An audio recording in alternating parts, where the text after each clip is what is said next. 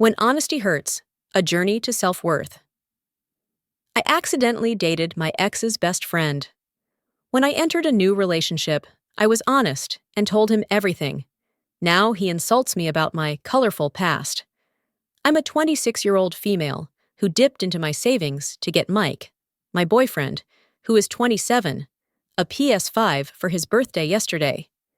He knew he was getting the PS5 because he told me that it's the only thing he wanted. From the moment the new console was announced, he had been talking about it non-stop. Every conversation seemed to circle back to the PS5. From the games he was excited to play to the new features he couldn't wait to try out. It was clear that this was more than just a gift. It was a dream come true for him. We've been together for 4 years, so the cost didn't matter to me. I saved up for months, carefully setting aside money from my paycheck because I wanted to see the look of pure joy on his face when he unwrapped it. That is, until I found out what he really thinks about me. Some background. When I was 18, I was involved with Jake, a guy who I met online. Jake was charming, funny, and we instantly clicked. Our online chats quickly turned into late-night phone calls, and soon after, we decided to meet in person. Those 3 months with Jake were fun and full of excitement, but our relationship fizzled out as quickly as it began. We realized we wanted different things and decided to end things on amicable terms. Shortly after, I moved on with Adam, a guy from work. Adam was different from Jake, more mature, more grounded. We started off as friends, bonding over shared projects and office jokes. One thing led to another, and before I knew it, we were dating. Our relationship was steady and comfortable, and for a while, it seemed perfect. But a couple of months into our relationship, I discovered that Jake and Adam were actually really close friends. They had grown up together, shared countless memories, and were practically inseparable. I didn't know Jake long enough to meet his friend group, so I had no idea. The realization hit me hard. I felt guilty, embarrassed, and a bit betrayed by the universe for putting me in such an awkward situation. After finding out, I took some time off dating to reflect and heal. I needed to clear my head and figure out what I wanted in a relationship. It was a confusing period, but it gave me a chance to grow and learn from my past experiences. Meeting Mike. 2 years later, I met my current boyfriend, Mike. Meeting Mike felt like a fresh start. He was kind, understanding, and we had an instant connection. I was upfront and honest with Mike about my past and the fact that I was unintentionally involved with friends. He said he understood and that my past didn't bother him. For the first time in a long while, I felt hopeful about a relationship. I remember the conversation vividly. We were sitting in his cozy apartment, the soft glow of the evening light filtering through the windows. My heart was pounding because I knew this was a make-or-break moment for us. I didn't want any secrets between us, and I felt he deserved to know everything. I took a deep breath and told him about Jake and Adam, explaining how I had met Jake online and dated him briefly, only to later find out that Adam, my next boyfriend, was his close friend. I laid it all out, my voice trembling slightly as I recounted the story. I emphasized that it was never my intention to cause any drama or hurt anyone. I just wanted him to understand my past and the lessons I had learned from it. Mike listened intently, his expression calm and thoughtful. When I finished, there was a moment of silence that felt like an eternity. Then he reached out and took my hand, giving it a reassuring squeeze. He looked me in the eyes and said, "I understand. Your past doesn't bother me.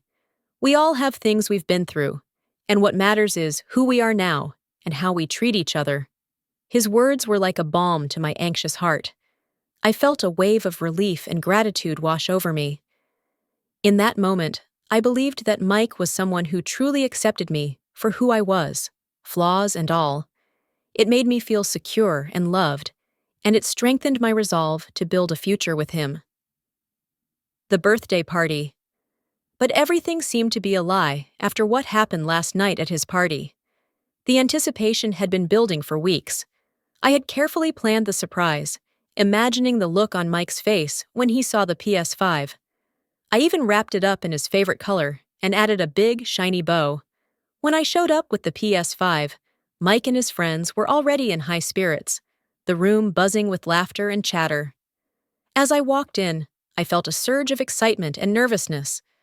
The moment they saw the PS5, the room erupted. Mike and his friends were screaming with joy, their faces lighting up with sheer delight. Mike's eyes widened, and he let out a whoop of excitement, rushing over to grab the box from my hands. His friends gathered around, clapping him on the back and cheering. For a brief moment, I felt a sense of accomplishment and happiness. I thought I had made his birthday unforgettable. Then his best female friend, Jessica, laughed and said, "I wish I was someone like her so I could afford a PS5 too." The words hit me like a slap in the face. It felt as if the room suddenly went silent, the laughter and joy from moments ago replaced by a cold, biting tension. I looked at her with disbelief, my mind racing to comprehend what she had just said. My heart pounded, and a mix of shock and anger surged through me. Jessica's comment was not just a joke, it was a deliberate, hurtful jab. She stood there with a smug smile, clearly enjoying the discomfort she had caused.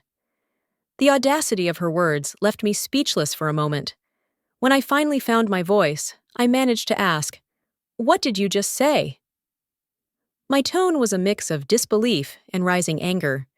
Instead of apologizing, Jessica just shrugged and said, "Never mind," before turning and walking away as if nothing had happened. Her dismissal was infuriating. It was as if she didn't even see me as a person worthy of respect, as if my feelings didn't matter at all. I could feel the eyes of the room on me, and the joy that had filled the air just moments ago now felt tainted. Confrontation with Mike. I confronted my boyfriend about it, feeling a mix of hurt and anger bubbling up inside me. I pulled him aside, away from the noise and laughter of his friends, and asked, "Why would Jessica say something like that?" He looked at me, his expression casual, almost dismissive, and said, "She's just messing with you. You can't take a joke." His response made my blood boil. It was as if he was completely oblivious to the sting of Jessica's words. Or worse, he didn't care. "A joke?" I repeated, my voice shaking with disbelief. "Why is she even calling me names to begin with?" I pushed further, needing to understand why someone who was supposedly his friend felt comfortable insulting me so casually. He sighed, as if I was being unreasonable, and said, "Well, everyone knows about your past before you met me." His words were like a punch to the gut. My heart sank as the realization hit me. This wasn't just Jessica's cruel comment. It was something deeper, something he apparently believed too. I asked him to explain how my past was relevant, and he said, "You know, dating best friends." His words cut deep, and I felt a lump form in my throat. I had been honest with him about my past, thinking it was something we had moved past together. Hearing him casually throw it back in my face was like reliving that painful chapter all over again. He then patted me on the shoulder, a gesture that felt condescending rather than comforting. "It's okay," he continued, as if he was doing me a favor. "You're not who you were back then. If I could get over your colorful past and give you a chance, then you could get over Jessica's comments and give her another chance." His words were a twisted attempt at justification, and they made me feel small and unworthy. The way he framed it, as though he had graciously overlooked my supposed flaws, was both patronizing and hurtful. It became painfully clear that he didn't truly respect or value me, despite the facade of understanding he had maintained for years. Taking a stand. I didn't say anything. My mind was racing, but I felt strangely calm. Words failed me. There was nothing left to say that could express the betrayal and hurt I was feeling. I just got up, my movements slow and deliberate, as if in a daze.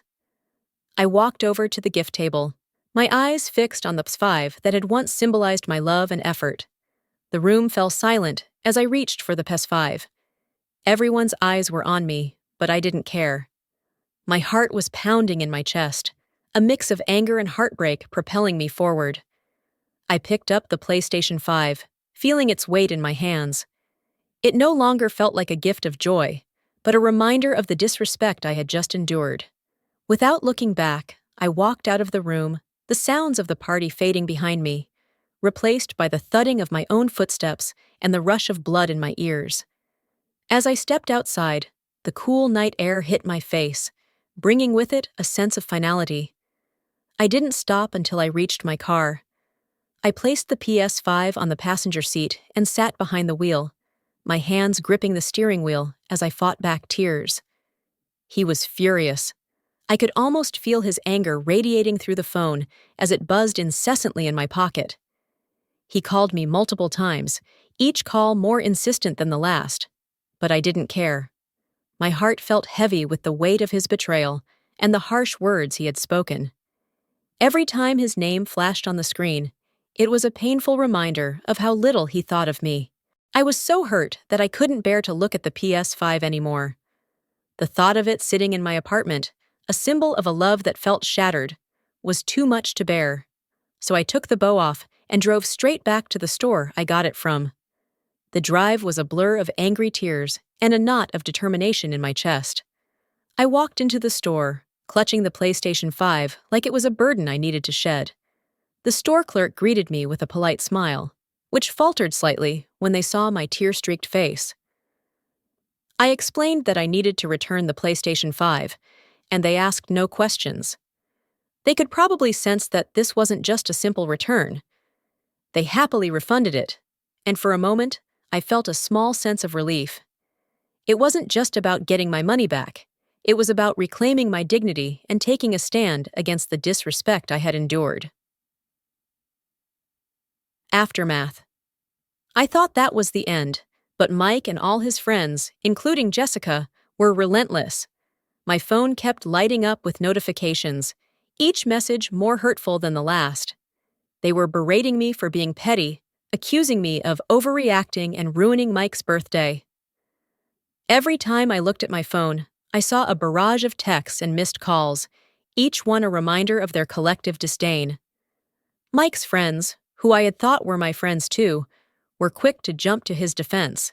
Jessica was particularly vocal, her messages dripping with condescension. "You're so immature," she wrote. "All this over a joke.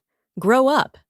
The others chimed in, echoing her sentiments, making me feel like I was the villain in this story. They kept saying I brought this on myself by making poor choices. "If you hadn't dated Jake and Adam, none of this would have happened," one message read. Another said, "You knew what you were getting into with Mike. You should have known better." Each accusation felt like a dagger, twisting the knife of guilt and shame. Their words stung because they weren't just defending Mike. They were attacking my character, making me feel like my past defined me. It was as if all the progress I had made, all the growth and self-reflection, meant nothing.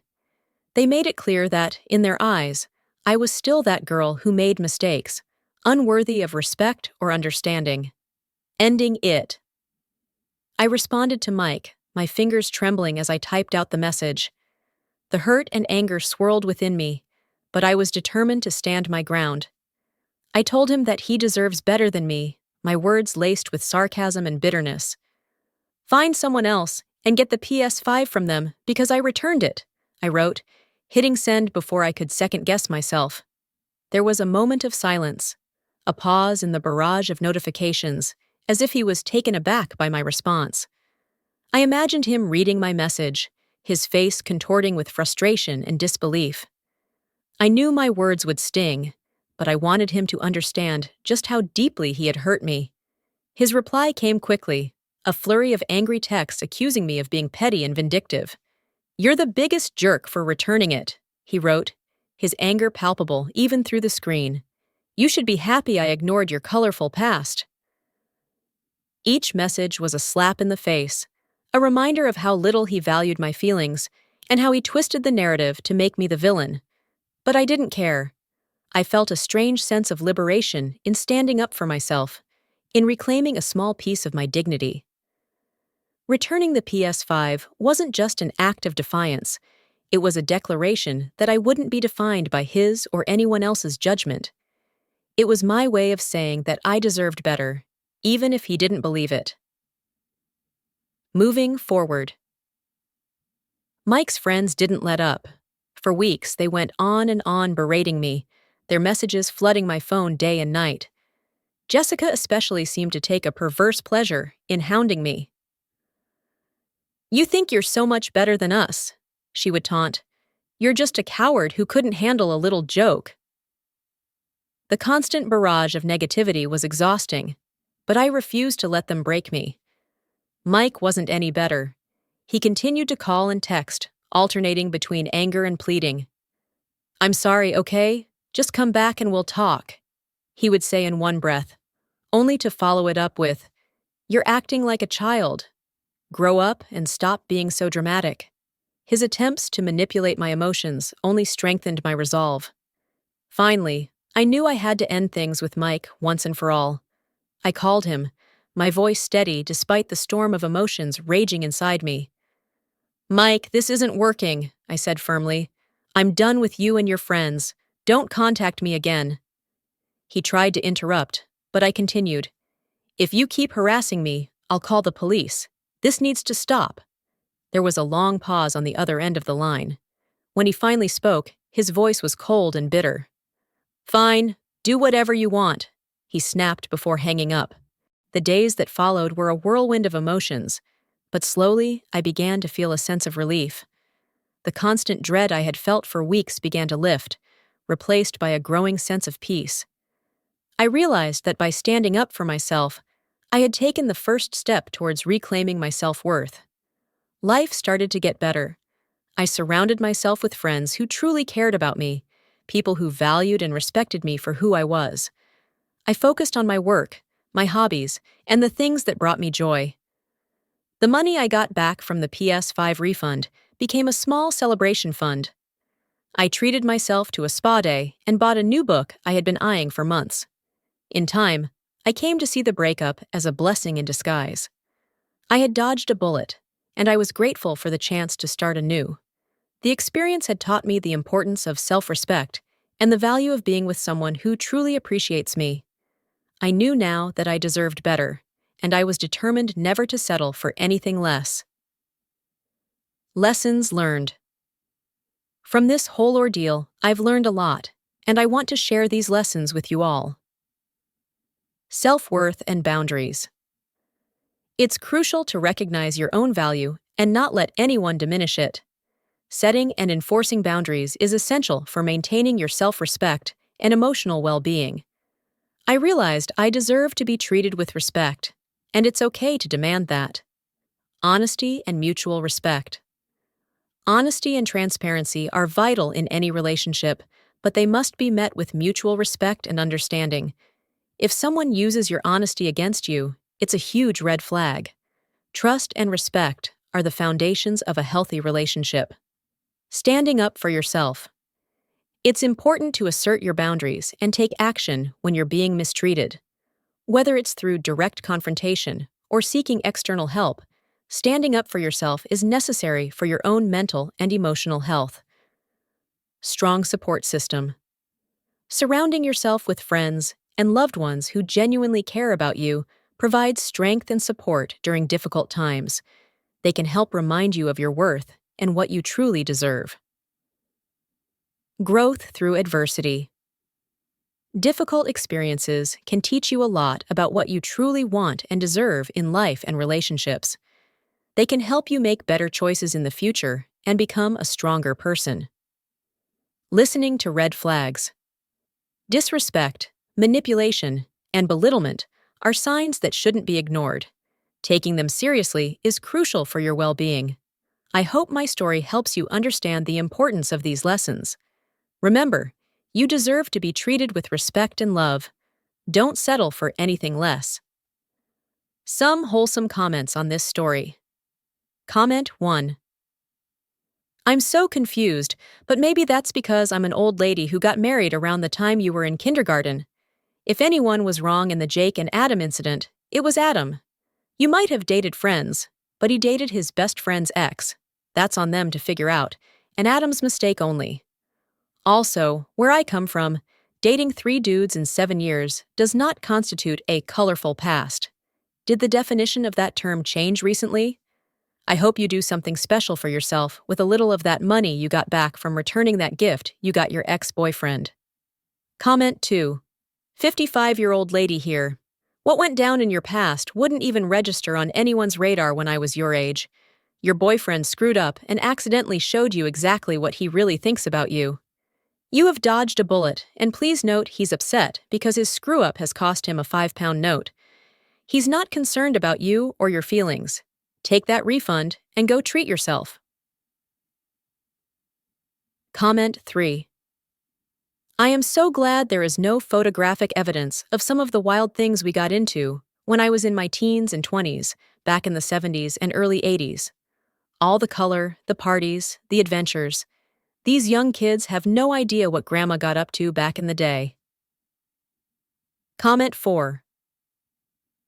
I like how you stood up for yourself and did not take any crap. You went in to find out what was happening and got an answer. The way he started giving you that "you should be grateful" line just confirms that you dodged a massive bullet and makes me worry a bit over what else he has been saying to you, not only in this story. That isn't someone who loves you. That is someone using you for his own benefit. Secondly, it's a red flag that he told his friends about what you confided in him, and that she felt so comfortable using it as an insult. This shows me two people who don't respect you as a person. Please reconsider this relationship. To put it politely, these people still have a lot of growing to do, and I think you should allow them to do it on their own. What do you think about this story? In your opinion, what do you think about this story? Please leave your comment below to let me know.